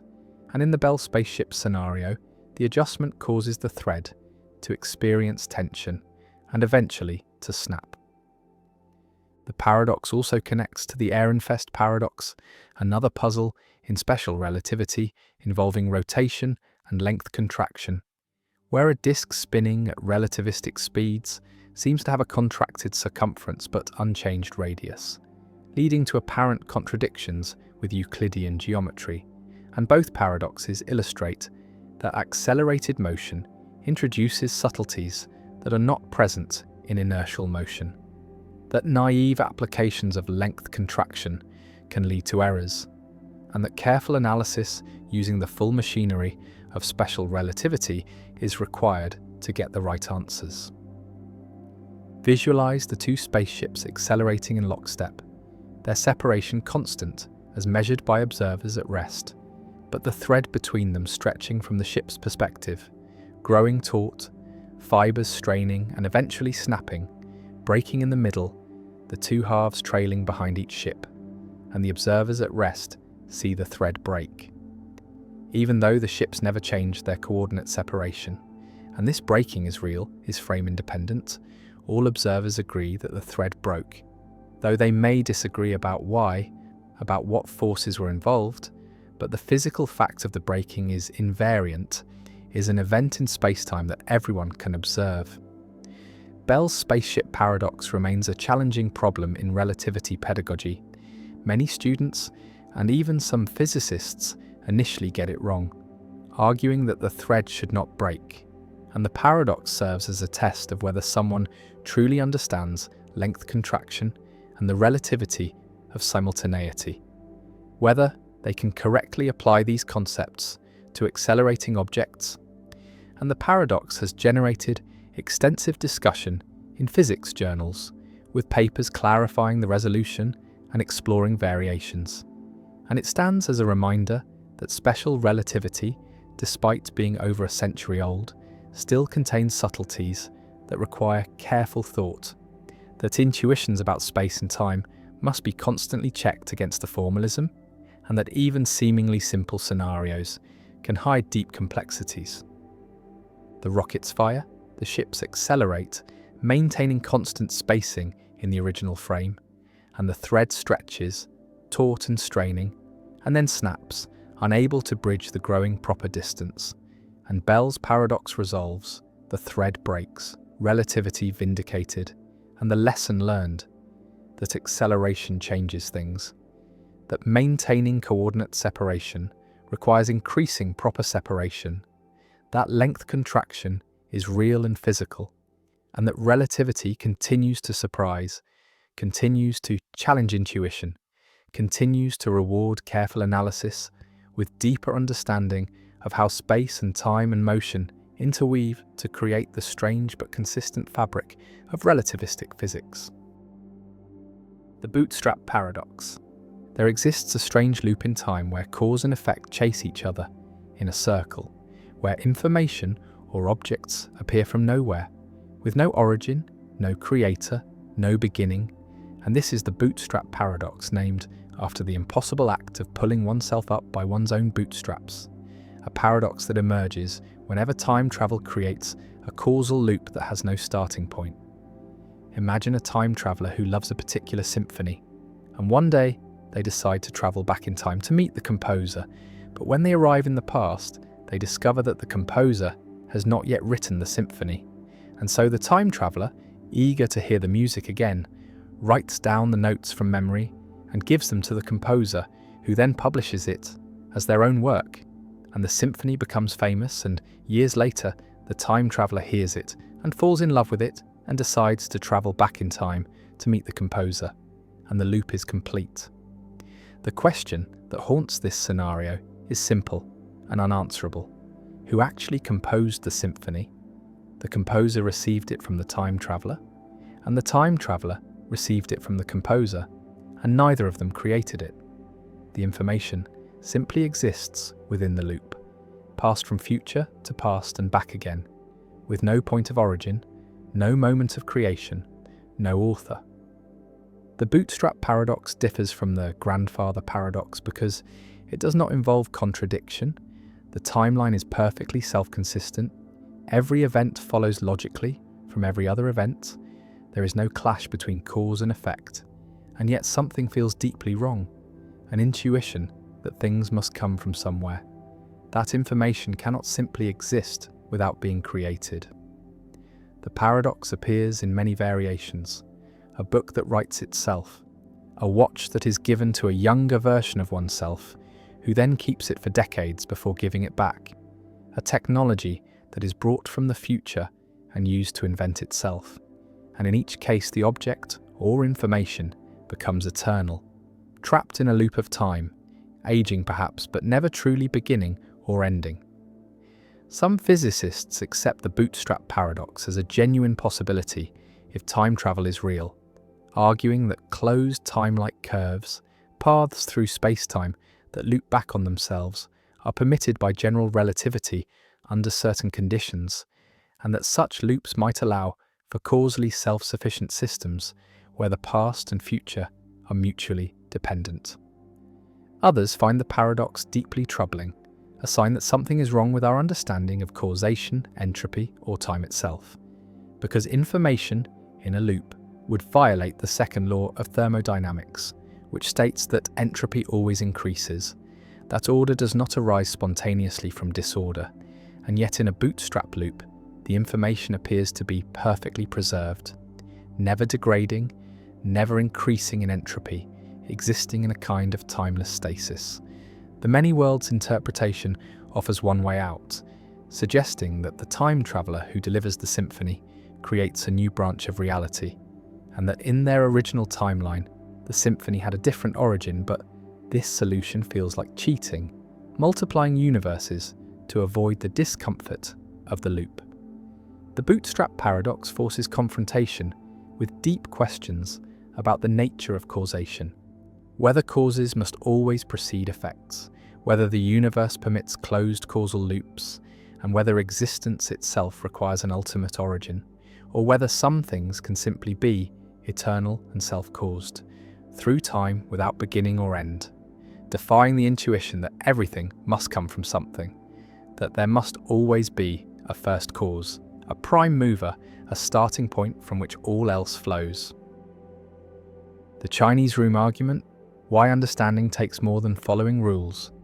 A philosopher sits alone in a room, and through a slot in the door come pieces of paper with Chinese characters written on them, and the philosopher does not understand Chinese, cannot read the characters, has no idea what they mean, but the philosopher has a rule book, an enormous book of instructions written in English that specifies for every possible input what output to produce, and the rules are purely syntactic. Say things like, if you receive these characters, then copy these other characters onto paper and send them out. And the philosopher follows the rules mechanically, receives Chinese input, looks up the appropriate response in the rule book, writes the Chinese characters, and sends the paper out through the slot. And to outside observers who understand Chinese, the responses are perfect, are indistinguishable from responses a native Chinese speaker would give. The system appears to understand Chinese, appears to be conversing intelligently, and yet the philosopher inside understands nothing, is merely manipulating symbols according to formal rules. And this is John Searle's Chinese room argument, proposed in 1980 as a challenge to strong AI, to the claim that running the right program is sufficient for understanding, is sufficient for genuine cognition, and the argument aims to show that syntax is not sufficient for semantics, that symbol manipulation is not sufficient for meaning, that computers running programs are like the philosopher in the room, manipulating symbols without understanding what they mean. Imagine the situation from the philosopher's perspective, sitting with the rule book, receiving incomprehensible squiggles, looking up responses, writing more incomprehensible squiggles, and sending them out. And at no point does understanding occur, at no point do the symbols acquire meaning. The philosopher remains ignorant of Chinese throughout the process, despite producing perfect Chinese responses. And Searle's point is that if the philosopher does not understand Chinese, then neither does any computer system that works the same way, that processes inputs according to formal rules to produce outputs. And since all computer programs work by manipulating symbols according to formal rules, no computer program can produce genuine understanding, can produce semantics, no matter how sophisticated the program, how large the rulebook, how perfect the response is. The argument is directed against the computational theory of mind, against the idea that cognition is computation, that thinking is symbol manipulation, that minds are programs running on brains. And Searle argues that this view is false, that minds have more than computational properties, that understanding requires something beyond syntax, something like intentionality, the capacity for thoughts to be about things, to have meaning, and intentionality is not a computational property, is not something that emerges from symbol manipulation. And so computers, which are purely computational systems, cannot have genuine understanding, cannot have genuine intelligence, no matter how complex their programs. Visualize the difference between a human understanding Chinese and the system of the room, The human has intentional states, has thoughts that are about things, knows what words mean, knows what is being said, while the room system has only syntax, has only formal symbol manipulation, and the symbols in the room are not about anything, do not mean anything to the system, are just meaningless marks manipulated according to rules. And Searle argues that this difference is fundamental, that no amount of syntactic processing can produce genuine semantics, cannot bridge the gap between meaningless symbols and meaningful thoughts. The Chinese room argument has generated enormous discussion and numerous objections. The system's reply argues that while the philosopher does not understand Chinese, the system as a whole, the philosopher plus the rulebook plus the room, does understand Chinese, and understanding is a property of the system, not of the components. And Searle responds that this misses the point, that even considering the entire system, there is nothing that understands Chinese. The system is still just manipulating symbols and internalizing the rulebook. Imagining the philosopher memorizes all the rules does not help. The philosopher still does not understand Chinese, still is just following rules. The robot reply argues that a computer embedded in a robot body, with sensors and actuators, with the ability to interact with the world, could ground symbols in experience, could connect symbols to things, and this grounding would provide semantics, would provide understanding. And Searle responds that this just adds more symbol manipulation. The robot receives perceptual inputs, processes them through programs, produces motor outputs, but all of this is still syntactic, still formal symbol manipulation, and adding perception and action does not add semantics, does not add understanding. The robot is just a Chinese room with cameras and arms. The brain simulator reply argues that if the program simulated the actual brain processes involved in understanding Chinese, neuron by neuron, then running the program would produce understanding. Because understanding is what brains do, and the simulation reproduces what brains do. And Searle responds with the thought experiment of replacing neurons with silicon chips one by one, and asks whether, at some point, understanding suddenly disappears, and argues that if understanding depends on specific biological properties of neurons, then simulation is insufficient. And if understanding depends only on computational properties, then simulation has them and still does not produce understanding, showing that computation is not enough. The Other Minds reply argues that we attribute understanding to other humans based on their behavior, and if a computer produces the same behavior, we should attribute understanding to it by the same reasoning. And Searle responds that this is an epistemological point about how we know others understand, but his argument is a metaphysical point about what understanding is, and behaviourally equivalent systems might differ in whether they genuinely understand, and the Chinese room shows that behavioural equivalence does not guarantee understanding. Supporters of strong AI have largely rejected the Chinese room argument, have argued that Searle begs the question by assuming there is something more to understanding than syntactic processing, that he relies on intuitions about the philosopher's lack of understanding without justifying those intuitions, and that if the system perfectly duplicates the behaviour of a Chinese understander, then it is a Chinese understander. An understanding is not a mysterious inner property, but is constituted by the right functional organisation, the right pattern of information processing, and the Chinese room system has that organisation. The argument also raises questions about what understanding is, what makes the difference between genuine and merely apparent understanding, and whether there could be a fact of the matter about whether a system understands or whether understanding is something we attribute based on pragmatic considerations.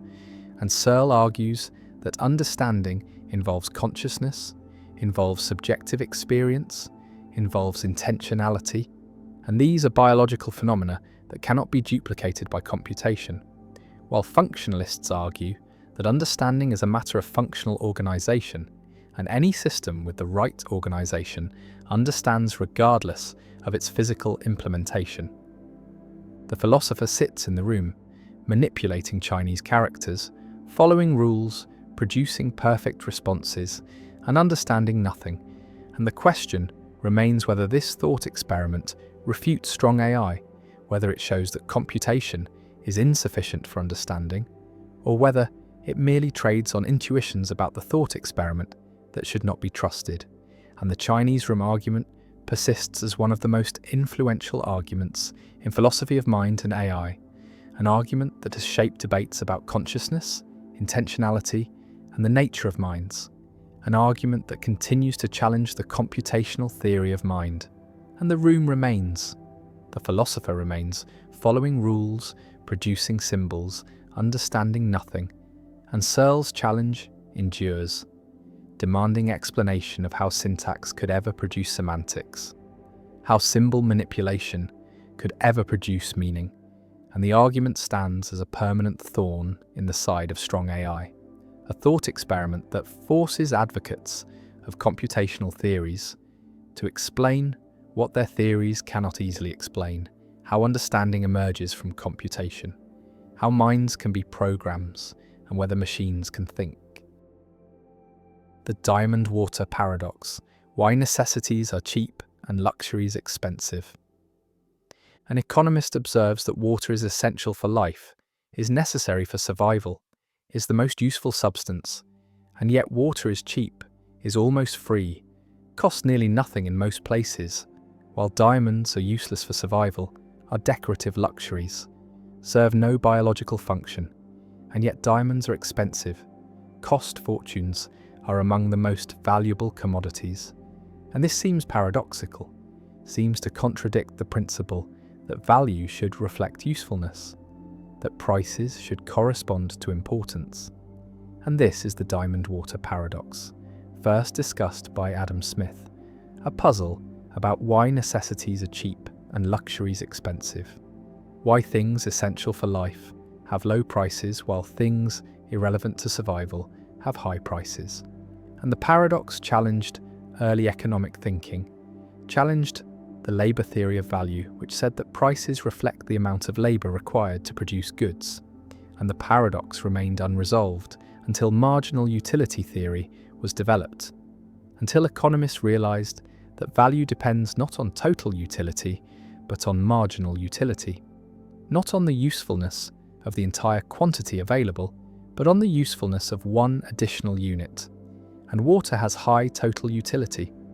Life depends on it, but low marginal utility because we have abundant water, and one more gallon provides little additional benefit, while diamonds have low total utility but high marginal utility because diamonds are scarce, and one more diamond provides significant additional satisfaction to those who value them.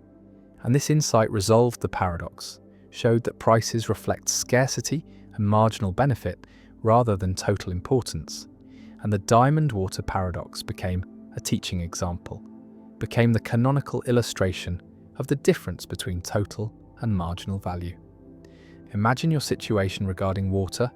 You have access to abundant water, can drink whenever you want, can shower, can water plants, and the first glass of water each day is enormously valuable, prevents dehydration, sustains life.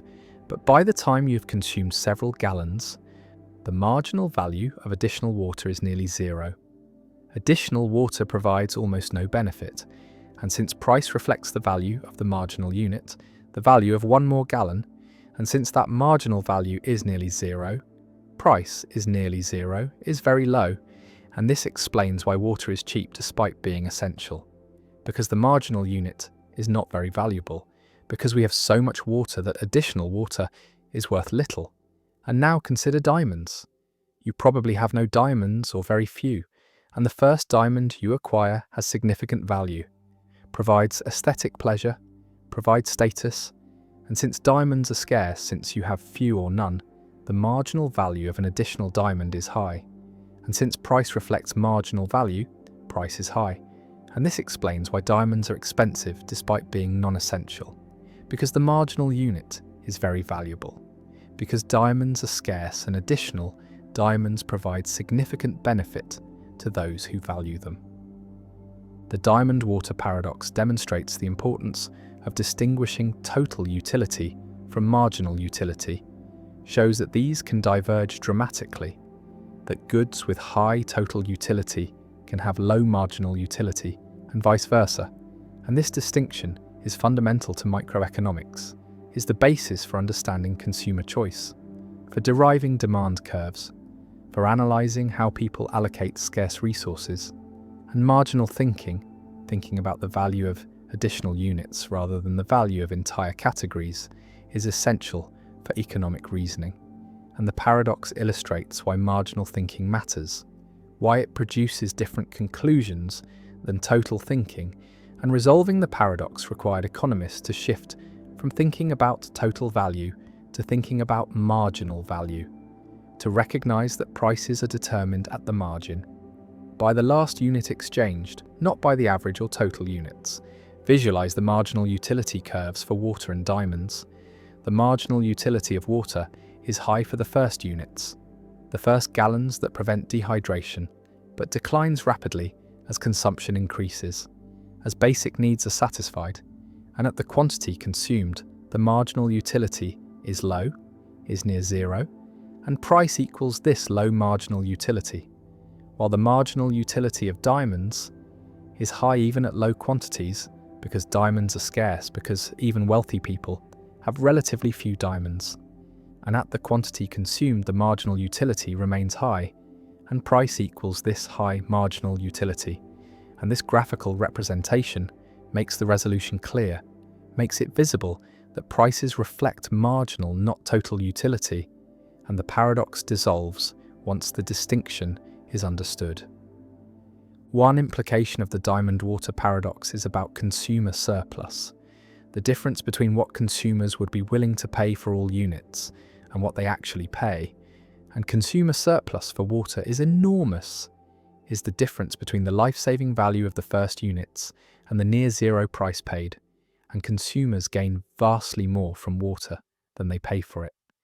While consumer surplus for diamonds is small, buyers pay prices close to their willingness to pay, and this shows that market prices do not reflect total value to consumers, do not capture the full benefit people receive, and the difference is consumer surplus is the unmeasured benefit. And understanding this helps explain why markets are beneficial, why trade creates value, because both buyers and sellers typically gain surplus, gain benefit beyond what they pay or receive. Another implication concerns necessity goods and luxury goods more generally. The paradox illustrates that necessities tend to be cheap, tend to have low prices relative to their importance, because necessities are typically abundant or because demand saturates quickly. Because once basic needs are satisfied, marginal utility declines, while luxuries tend to be expensive, tend to have high prices relative to their importance, because luxuries are scarce or because demand does not saturate, because the wealthy always want more luxuries, and this pattern has implications for taxation. For understanding that taxing necessities is regressive, hits the poor harder, while taxing luxuries is progressive, hits the wealthy harder.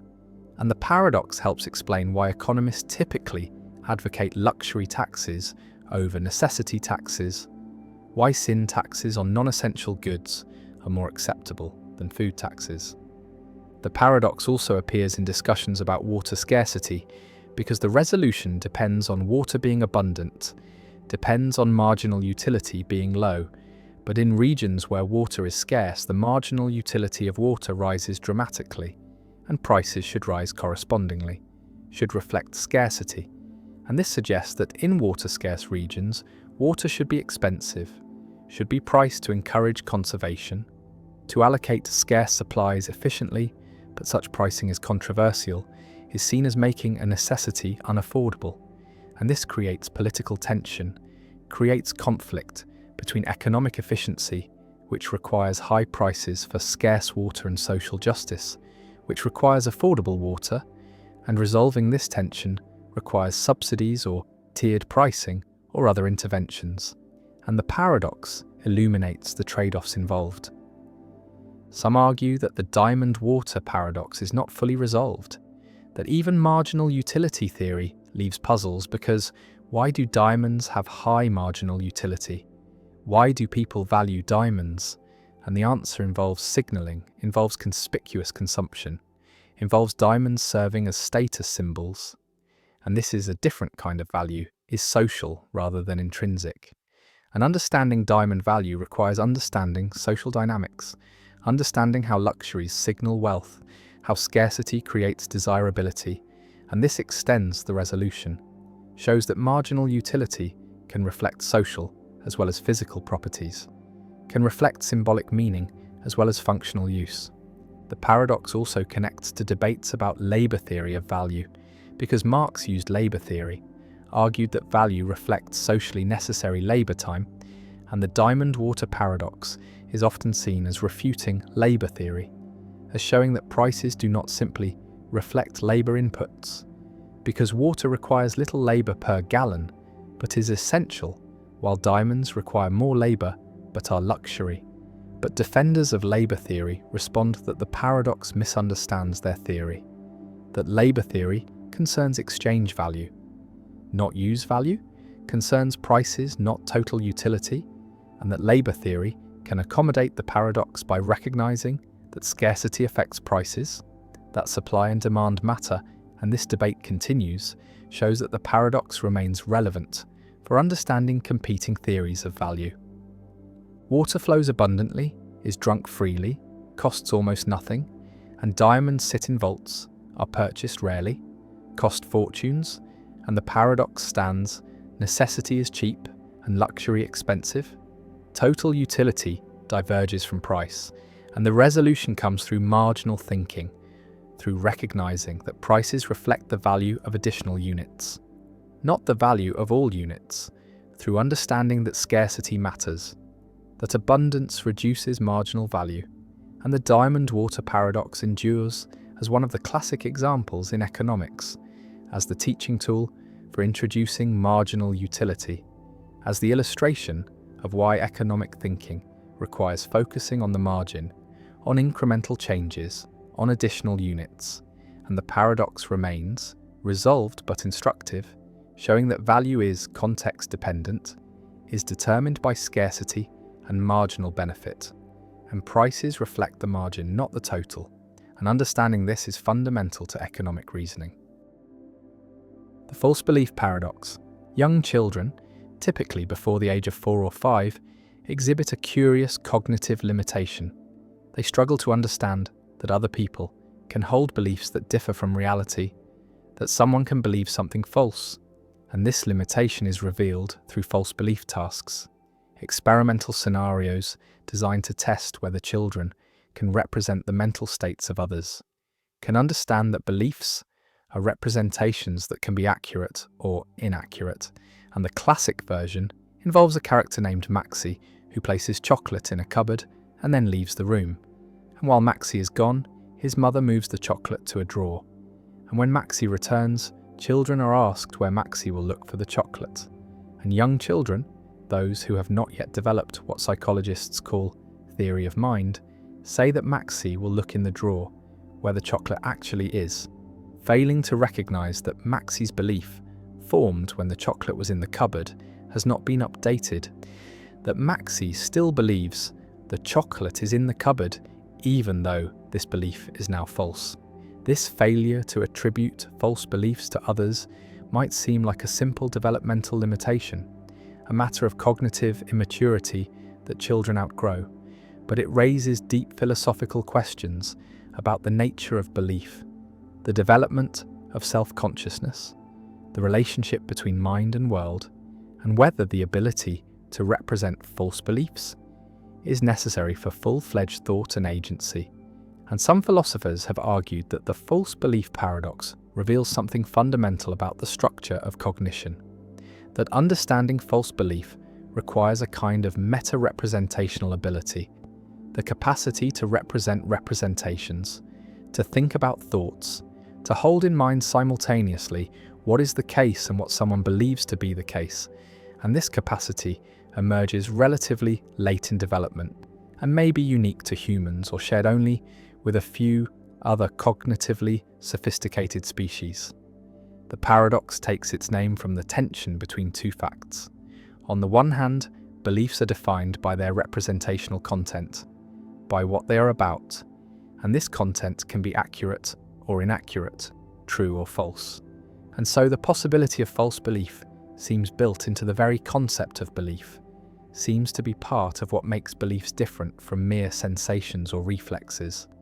And on the other hand, young children seem unable to grasp this possibility, seem to treat beliefs as transparent to reality, as if what someone believes must be what is actually the case. And this suggests that the full concept of belief, the concept that includes the possibility of misrepresentation, is not innate but develops over time, requiring both cognitive maturation and social experience.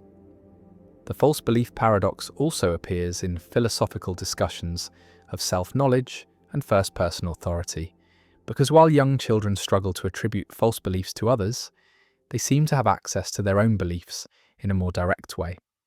They can report what they believe without needing to infer it from evidence, and this asymmetry between first-person and third-person belief attribution raises questions about whether beliefs are fundamentally different when considered from the inside versus the outside. Whether self-knowledge is a special kind of knowledge with its own logic and epistemology, and whether the difficulty of understanding false belief in others reflects a deeper puzzle about how minds can be both transparent to themselves and opaque to others. Some philosophers have connected the false belief paradox to issues of rationality and akrasia, the puzzle of how someone can act against their own better judgment, can believe that an action is wrong or foolish, and yet perform it anyway, because understanding akrasia seems to require the ability to represent conflicting mental states, to hold in mind both what one judges to be best and what one is inclined to do, and this ability may depend on the same meta-representational capacity that underlies the understanding of false belief, the capacity to separate belief from reality, to recognize that mental states are states that can be at odds with each other or with the world. The false belief paradox also has implications for moral responsibility and the development of moral understanding, because attributing blame or praise to someone requires understanding their beliefs and intentions, requires recognizing that they acted based on what they believed rather than what was actually the case. And young children who cannot represent false beliefs also struggle with certain moral judgments. They tend to judge actions by their outcomes rather than by the intentions behind them, and they have difficulty understanding that someone who causes harm unintentionally, based on a false belief about the situation, is less blameworthy than someone who causes harm intentionally. And this connection between false belief understanding and moral judgment suggests that moral development depends on cognitive development, that certain moral concepts require certain cognitive capacities. The paradox raises questions about animal cognition as well, about whether non-human animals can represent false beliefs, whether they have theory of mind, and experiments with primates, corvids, and other intelligent species have produced mixed results. Some studies suggest that great apes and some birds can pass modified versions of false belief tasks, suggesting they have at least rudimentary theory of mind, while other studies find failures, and the debate continues about what these results mean, whether animals that pass simplified tasks really understand false belief, or whether they are using simpler heuristics, behavioral rules that mimic understanding without genuine meta-representation. The false belief paradox also connects to discussions of autism and neurodiversity, because individuals with autism often struggle with theory of mind tasks, including false belief tasks, even into adulthood, and this difficulty has been proposed as part of what makes social interaction challenging for autistic individuals: the inability to easily and automatically infer what others believe, intend, or know.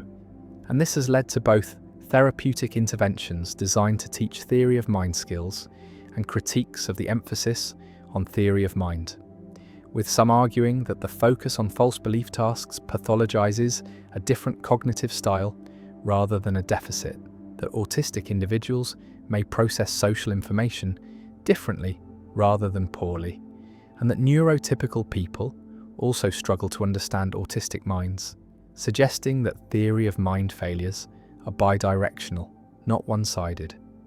The paradox persists as a puzzle about the nature of mind and the development of mental concepts, about how humans come to understand that minds are representational, that beliefs can be false, that people act based on what they think rather than what is, and the failure of young children to grasp false belief reveals something profound about cognition, that the ability to represent misrepresentation is not simple or automatic, but requires a developmental achievement, a cognitive leap that transforms how we understand ourselves and others. And once this leap is made, once false belief becomes comprehensible, the social world opens up in new ways.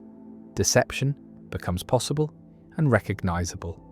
Mistakes become understandable, different perspectives become appreciable, and the realization that others see the world differently, that their beliefs may not match reality or our own beliefs, becomes the foundation for empathy, communication, cooperation, and conflict. The chocolate sits in the drawer, Maxie believes it is in the cupboard, and the child must hold these two facts in mind simultaneously, must represent reality and represent Maxie's representation of reality, and for the young child this is impossible. The two collapse into one, belief and reality merge, and Maxie must look where the chocolate is, not where he believes it to be. And the child's answer reveals a mind that has not yet learned to separate map from territory, representation from represented, belief from truth. And the false belief paradox marks the boundary between a simpler cognitive world where beliefs are transparent and a more complex one where beliefs are understood as representations that can misrepresent, where minds are recognized as fallible, limited, perspectival, and where the gap between how things seem and how things are becomes a permanent feature of the social and epistemic landscape. And we who have crossed this boundary, who can easily attribute false beliefs to others, can only dimly remember what it was like before, what it was like when belief and reality were not distinguished, when other minds were opaque in a different way, not because we understood them as different, but because we did not yet understand them as minds at all. The flicker of freedom, the tiny space where choice still lives. A philosopher examines Frankfurt's counterexamples, the cases where a person acts on their own but could not have done otherwise because an intervener would have prevented any alternative. And Frankfurt argues these cases show that responsibility does not require the ability to do otherwise, that alternate possibilities are not necessary for free will. But philosopher Robert Caine and others have identified something Frankfurt missed, a detail in the structure of the cases that preserves a tiny alternative, a flicker of freedom, a moment where the person could have begun to choose differently before the intervener stopped them. And this flicker, though tiny, though insufficient to constitute full alternative action, might be enough to ground responsibility, might show that Frankfurt's cases do not actually eliminate alternatives, but only limit them. And if the flicker is necessary for responsibility, then the principle of alternate possibilities survives. Survives, in modified form, requires not robust alternatives, but only minimal alternatives, only flickers. And this is the flicker of freedom argument, the observation that Frankfurt cases contain residual alternatives, tiny spaces where choice still operates. And these flickers might be necessary and sufficient for responsibility. And the debate about Frankfurt cases becomes a debate about whether flickers matter, whether tiny alternatives count, whether responsibility requires robust alternatives or only minimal ones. And this debate has generated extensive literature, has forced refinement of Frankfurt's argument, has led to increasingly complex thought experiments designed to eliminate even flickers. And the question remains whether true flicker-free cases are possible, whether alternatives can be completely eliminated while responsibility is preserved, and the flicker of freedom persists as a challenge to Frankfurt's argument, as a defense of the principle of alternate possibilities, as a last stand for the view that responsibility requires alternatives. Imagine a Frankfurt case carefully, Jones is about to decide whether to vote for candidate A or candidate B, and Black, the intervener, has placed a device in Jones's brain that monitors his neural activity, and the device can detect which way Jones will decide before Jones becomes conscious of his decision, can detect the neural precursors of choosing B, and if the device detects these precursors, it will intervene, will alter Jones's brain to make him decide to vote for A instead. But if Jones is going to decide on his own to vote for A, then the device does nothing, remains dormant, and now suppose Jones decides on his own to vote for A. The device detects no precursors of choosing B because there are none. Jones was always going to choose A on his own, and so the device does nothing, and Jones votes for A based on his own decision. And Frankfurt says Jones is responsible, even though he could not have done otherwise. Because if he had started to choose B, the device would have intervened. And so Jones could not have voted for B, had no alternative. And yet Frankfurt says Jones is responsible, because he acted on his own, and the device played no role. But now consider the flicker. There is a moment, however brief, before the device detects that Jones is choosing B, before the device can intervene, and in that moment, Jones could have begun to choose differently, could have initiated the neural precursors that would have triggered intervention, and this moment is a genuine alternative. Is something Jones could have done differently, even though if he had done it, the device would have stopped him from completing the alternative choice. And so there is an alternative. There is something Jones could have done otherwise, namely, begin to choose B.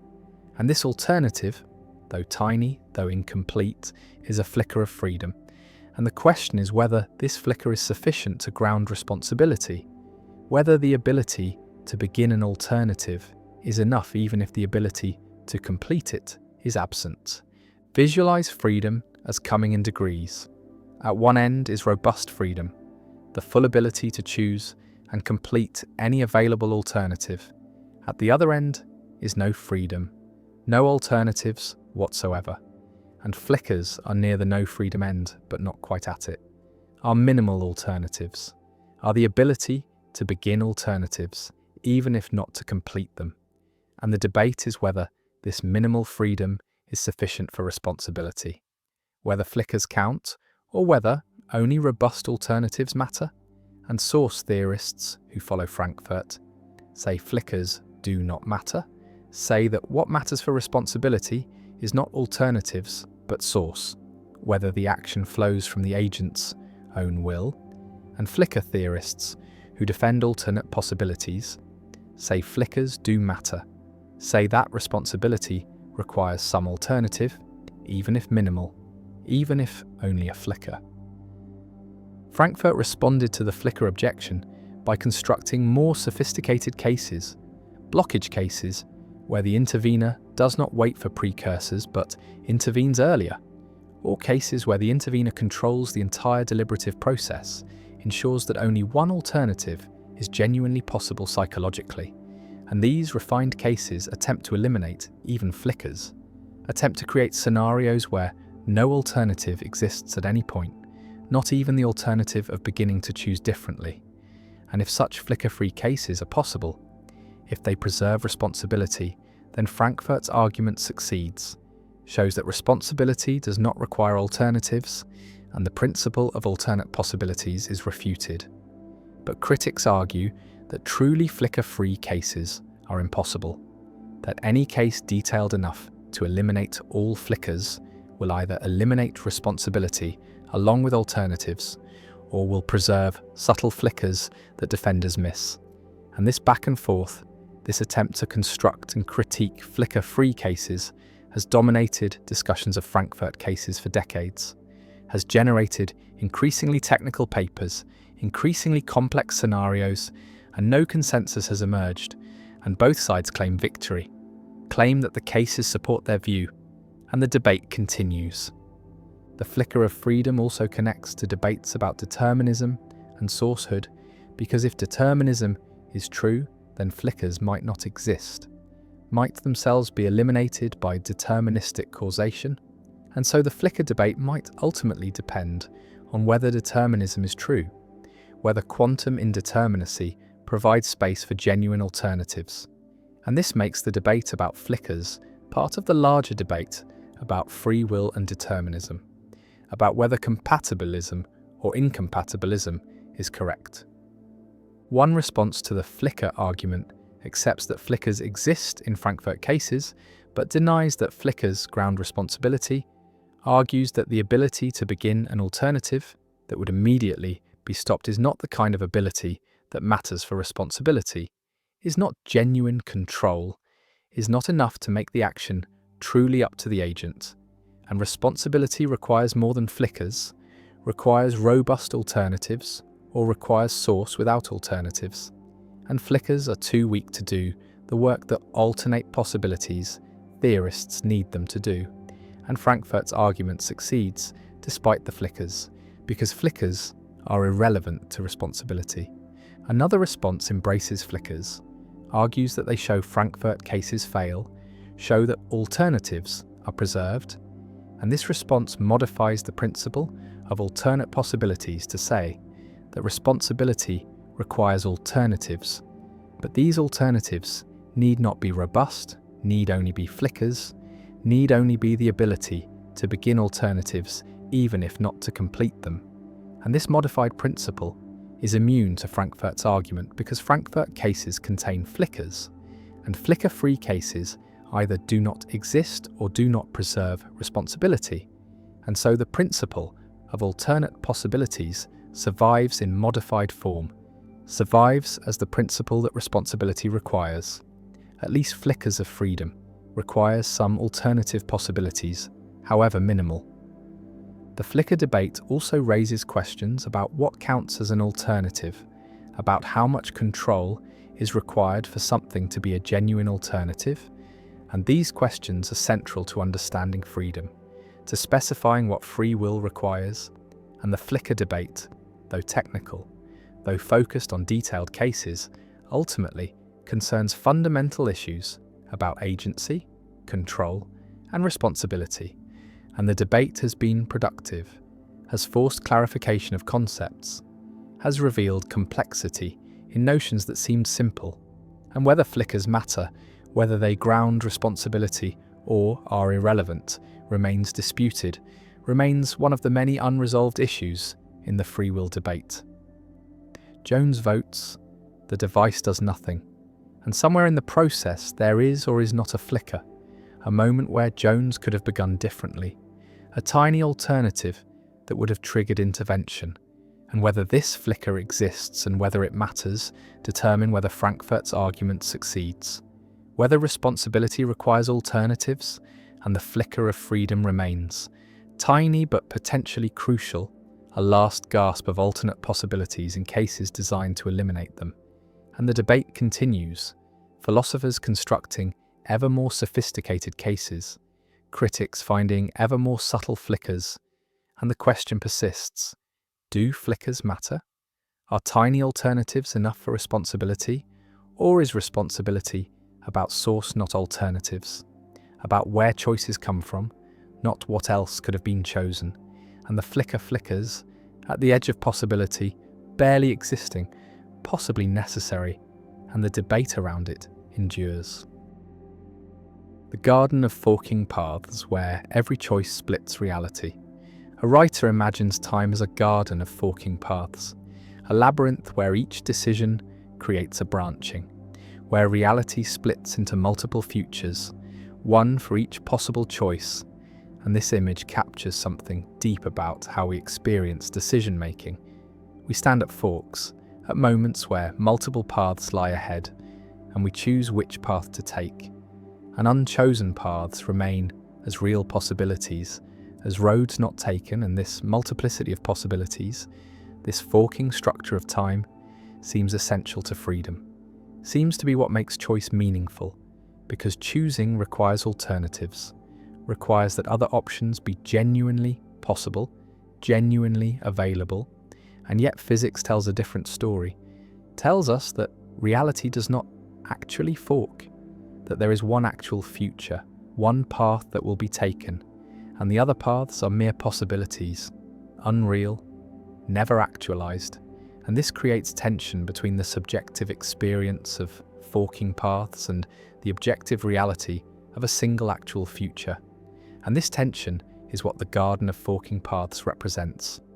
The conflict between the branching structure we experience and the linear structure physics describes.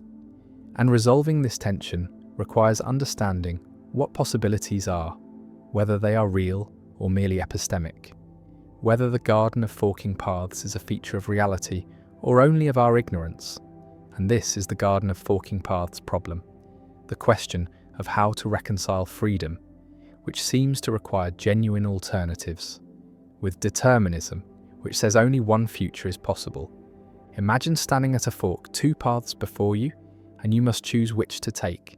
And both paths seem open, seem available, seem like real options, and you deliberate, consider reasons for each path, weigh consequences, and make a decision. And as you walk down the chosen path, you look back at the fork and see the unchosen path receding behind you. And that path represents what could have been, what might have happened. And this counterfactual, this alternative possibility seems essential to the meaning of your choice. Because if the unchosen path was never really possible, if you were always going to choose as you did, then the deliberation seems pointless, seems like theatre, and the choice seems less significant, less truly yours.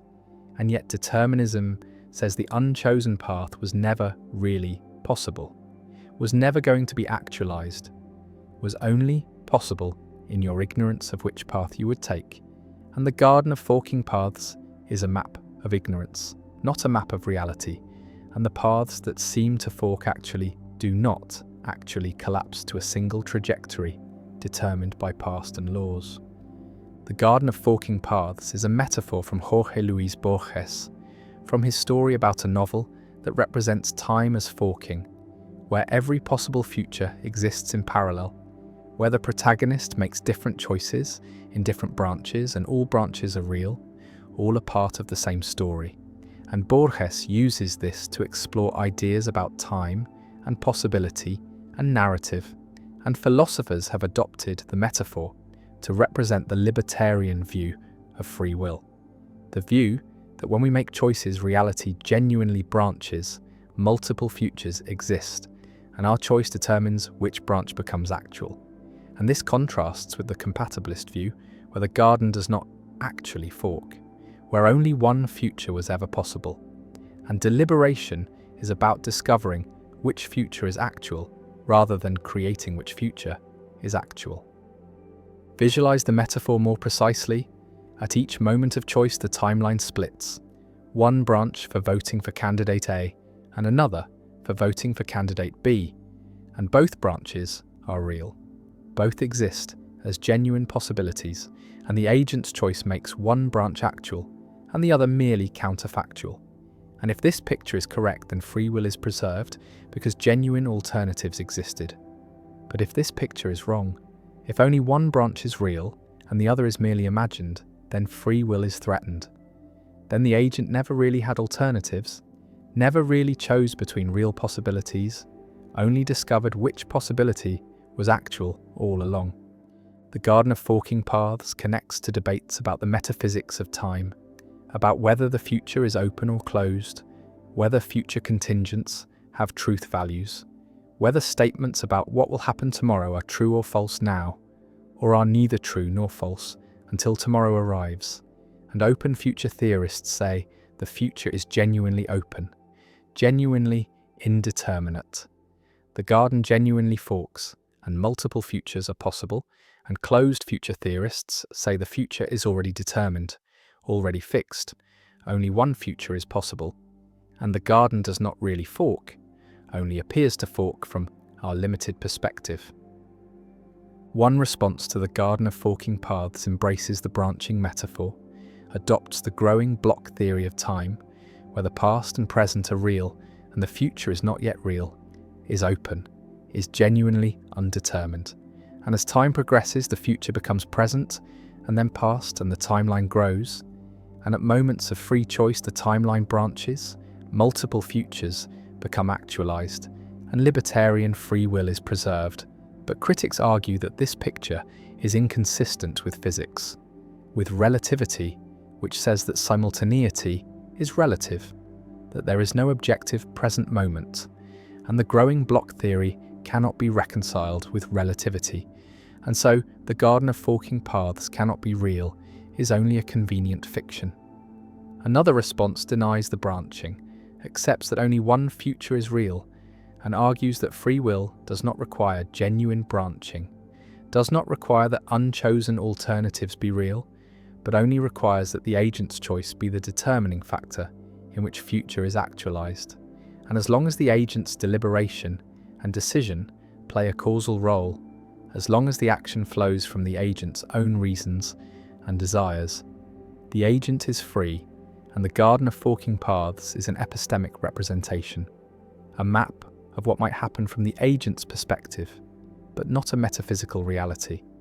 And this compatibilist response preserves free will without requiring genuine metaphysical branching. A third response appeals to the many worlds interpretation of quantum mechanics, where every quantum measurement causes the universe to split into multiple branches, one for each possible outcome, and all branches are real. All exist in a vast multiverse, and human choices might involve quantum processes, might cause branching at the quantum level. And so the Garden of Forking Paths is literally real, is part of the structure of quantum reality, and every choice you make creates multiple versions of you in different branches, and free will is preserved because genuine branching occurs. Though this response raises questions about which branch is you, about personal identity across branches, about whether it matters that other branches exist if you can never observe them or interact with them. The Garden of Forking Paths also appears in discussions of regret and counterfactuals, because when we regret choices, we imagine the path not taken, imagine how things would have been if we had chosen differently. And this imagining treats the unchosen path as a real possibility, as something that could have happened. And the question is whether this treatment is accurate, whether the unchosen path was genuinely possible, or was only possible in our imagination, only possible relative to our ignorance. And if only imaginary, then regret is irrational, is lamenting something that could never have been. And if genuinely possible, then regret is rational, is lamenting a real alternative that was available but not chosen. The writer walks through the garden, sees the paths forking ahead, sees the labyrinth of possibilities, and each fork represents a choice, a moment where the future is open, where alternatives exist, and the writer chooses again and again, and each choice closes off paths, eliminates possibilities, and the unchosen paths remain behind, fading into counterfactual space. And whether these unchosen paths are real, whether they exist somewhere in quantum multiverse or only in imagination, determines whether the Garden of Forking Paths is a true picture of reality or only a useful metaphor. And the question remains open, remains disputed, and the garden remains, branching or not branching, forking or merely appearing to fork. And we walk through it, choosing paths, deliberating at forks, and whether the alternatives are real or illusory. Whether the garden genuinely branches or only seems to, shapes how we understand freedom, how we interpret choice, and whether determinism eliminates the garden or merely reveals that it never really forked. And the metaphor endures, beautiful and problematic, a representation of how choice feels from the inside, even if not how choice is from the outside. And the Garden of Forking Paths remains a permanent fixture in discussions of free will, a vivid image that captures the experience of agency, even as physics and metaphysics question whether the image corresponds to reality.